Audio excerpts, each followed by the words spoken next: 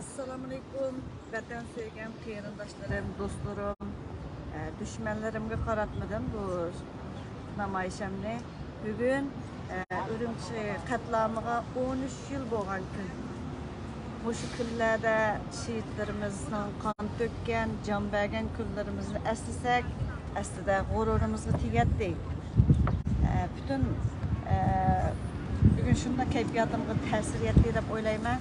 Her bir mushu kunlarni eslab yig'inglar.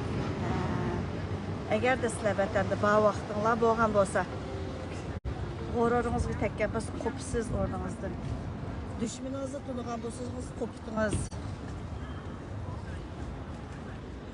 Uyg'ur erki qirg'inchilik uchrayotdi, lekin madaniyat qirg'inchiligi deb usul o'ynaymiz deb yurganlarni ko'rdik. Butun dunyoda hammadan sarang emasga chetliklarni so'raydi, sizlarga erki qirg'inchilik uchrayotgan, mushtaq qirilayotgan millat nima uchun dushmanlaringlarni tonimaysizlar, dushmanlardan nima uchun ayrilmaysizlar deb savol so'ragan Ozarbayjonliklar bo'ldi, chetliklar bo'ldi. O'zingiz o'ylab yiqing, agar ahlishingiz joyida bo'lsangiz, g'ururingizni tekkan bo'lsa, hammasiga duo qilib, ro'yiga duo qilib o'tamaymiz. Qo'pimiz o'rnimizdan ziminimizga ega chiqimiz, faqat qarindosh millatlarning orasida Uyg'urning mustaqil zimini yo'q.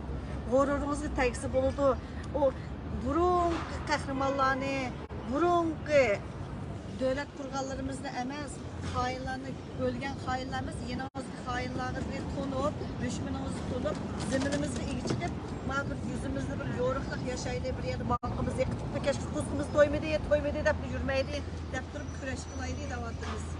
Uyghur erkek qirg'inchilik uchrayotdi, erkek qirg'inchilik uchragan millat zimin deb chiqadi.